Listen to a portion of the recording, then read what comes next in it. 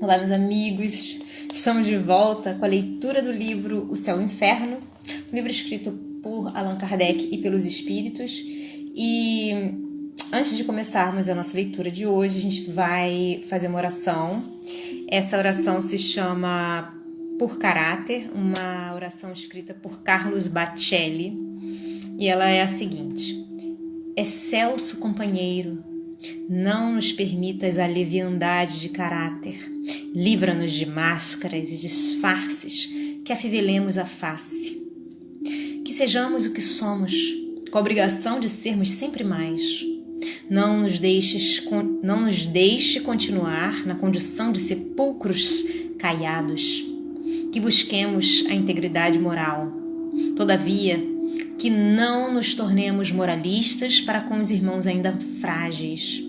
Que não nos esqueçamos de que caminhamos tangenciando o abismo de nossas imperfeições. Que a ninguém acusemos ou atiremos pedras. Somos frágeis, Senhor, e sem teu amparo, a qualquer instante poderemos cair. Despoja-nos das exterioridades do eu e sê conosco em nossos propósitos de melhorar. Obrigada, Carlos Bacelli. Bom, gente, então a gente volta à nossa leitura do Céu e Inferno e hoje a gente vai falar sobre a história de um criado servindo a uma família de alta posição. Ele era um moço cujos traços fisionômicos, cujo ar inteligente surpreendiam por sua distinção.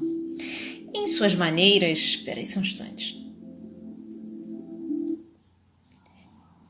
Em suas maneiras, nada havia de rústico ou plebeu. E ao mesmo tempo que diligenciava bem servir seus patrões, estava longe de ostentar quaisquer servilismos, aliás, muito próprios das pessoas de sua condição. Voltando de uma feita à casa dessa família, onde o conhecêramos, e porque não o víssemos, perguntamos se o haviam despedido. Disseram-nos que tinha ido passar alguns dias na sua terra natal e que lá falecera. Disseram-nos mais, que muito lamentavam a perda de tão excelente moço, possuidor de sentimentos assaz elevados para a sua posição. E acrescentaram que ele lhes era muito dedicado, dando provas de grande afeição. Mais tarde veio-nos a ideia de evocar esse rapaz, e eis o que nos disse ele.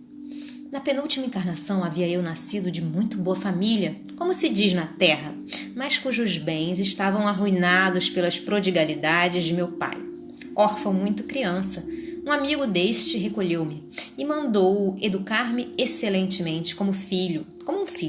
Educação essa que me suscitou tal ou qual vaidade. Meu protetor de então é hoje o senhor G, e aí ele não fala o nome completo, ao serviço do qual me conhecestes. É que eu quis espiar o orgulho na última existência sob a condição de servo, provando ao mesmo tempo a dedicação devida ao meu benfeitor. Cheguei mesmo a salvar-lhe a vida sem que ele o soubesse. Isso constituiu também uma provação da qual saí vitorioso e bastante confortado para me não deixar corromper num meio vicioso. Conservando-me impoluto, a despeito dos meus maus exemplos, agradeço a Deus a recompensa na felicidade que hoje gozo.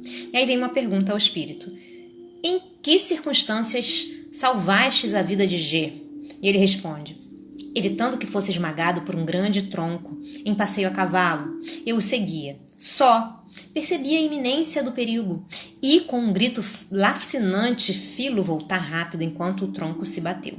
G, a quem referimos o fato, dele se lembrou perfeitamente.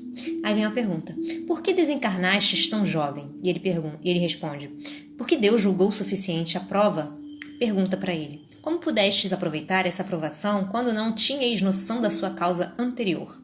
Aí vem uma resposta: na humildade da minha condição, ainda me restava um instinto daquele orgulho. Fui feliz por tê-lo domado, tornando proveitosa a aprovação que, a não ser assim, eu teria de recomeçar. Nos seus momentos de liberdade, o meu espírito lembrava-se do que fora e, ao despertar, invadia-lhe um desejo intuitivo de resistir às más tendências. Tive mais mérito lutando assim do que se tivesse a lembrança do passado. Com essa lembrança, o orgulho de outros tempos se teria ressaltado, perturbando-me, ao passo que deste modo apenas tive que combater as influências nocivas da minha nova condição. Aí vem uma pergunta para ele. De que serviu terdes recebido uma brilhante educação, uma vez que na última encarnação não vos era possível lembrar dos conhecimentos adquiridos? Aí vem a resposta. Resposta: tais conhecimentos, dada a minha ulterior condição, seriam supérfluos. Por isso, ficaram num estado latente para que hoje eu os reencontrasse.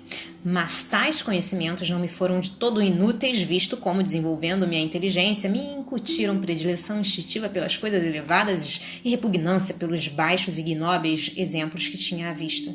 Sem aquela educação, eu não passaria de um criado. Aí vem a pergunta para ele. Sem dúvida, e ao menos... É o seguinte, a abnegação dos criados para com os patrões terá por ascendente o fato de relações anteriores? Boa pergunta. E ele diz, sem dúvida, e ao menos é esse o caso comum. Às vezes tais criados são membros da mesma família, ou, no meu caso, escravos do reconhecimento e que procuram saldar uma dívida, ao mesmo tempo concorrendo para que progridam por sua dedicação. Vós não compreendeis todos os efeitos da simpatia que a anterioridade de relações produz aí no mundo. A morte em absoluto não interrompe essas relações que podem perpetuar-se por séculos e séculos. Aí vem a pergunta para ele. Por que são hoje tão raros esses exemplos de dedicação? E a resposta é a seguinte. Acusai a feição egoística e orgulhosa do vosso século, agravada ainda pela incredulidade das ideias materialistas. A verdadeira fé antepõe-se presentemente à cobiça, à avidez do ganho, em detrimento da abnegação. Induzindo os homens à verdade, o Espiritismo fará reviver igualmente as virtudes esquecidas. E aí vem um texto de Kardec sobre essa comunicação. Nada melhor do que este exemplo para evidenciar o benefício do esquecimento em relação às existências anteriores. Se G tivesse ciência do que havia dito o seu criado, ficaria para com ele numa posição embaraçosa e não o conservaria como tal, obstando por conseguinte uma aprovação proveitosa para ambos. Bom, gente, ficamos por aqui por hoje. Espero que vocês estejam gostando dessa leitura tanto quanto eu. Deixo um beijo grande a todos. Deus abençoe e até a próxima. Tchau, tchau.